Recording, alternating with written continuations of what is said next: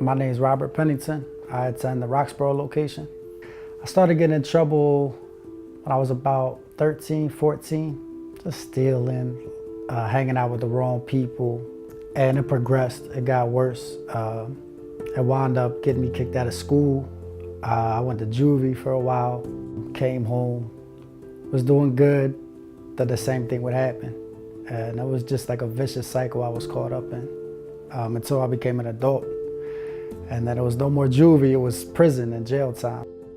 Leading up to prison, I feel like I had an identity crisis when I was young, 15, 16. You know, I found out my mother was raped and I was the result. That my dad, who I was calling dad, wasn't my real dad. And my family wasn't my real family. They were, but they weren't, it was different. I think that kind of triggered me to try to find my identity in the things in the world. You know, that's what I wanted. I wanted, you know, the fancy sneakers, the nice clothes, because when I was a kid, we didn't have none of that. We were broke growing up. And those were the things that I wanted. And that's what I thought would make me happy, you know? So I became a slave to trying to get those things. Little did I know the devil was using me and abusing me. Prison was the result, you know? I had to go to prison this last time for 3 years. And that's when Christ really touched my life, you know, gave me a new beginning. Jesus put certain people in my life that helped me to grow spiritually, helped me to get into his word and just reassure me of his love for me. You know, I felt him spiritually speaking to me. I had a lot of time to meditate on his word, to pray, and I just felt like he was calling me. And I knew he had me in his hand this whole time. And, you know, it was me that kept running, but he would never let me go, regardless of whatever I did. All the sin that I committed, however many times I said I was sorry and forgive me, Lord, I won't do it again, and all my foxhole prayers and everything, that even though he knew it was bogus, but he still loved me enough to forgive me and to see through all that, and that my identity was in him this whole time.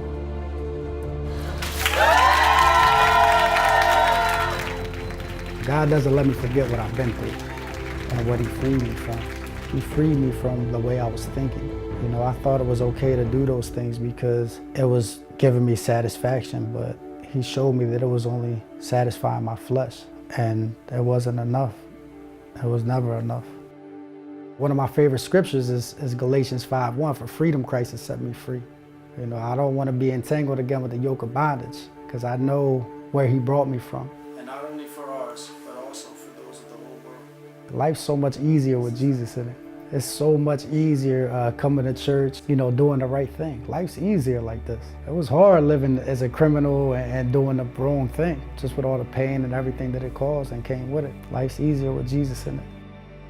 God wants to use me as a role in my family just to show my kids that his love doesn't stop. No matter what, we're the beloved of Jesus. It's never too late. Whatever we go through, that he's got us in his hand. And you know, as long as we accept him, there is nothing else. Like, we're saved, that he loves us, that we're loved. And that's the most important thing.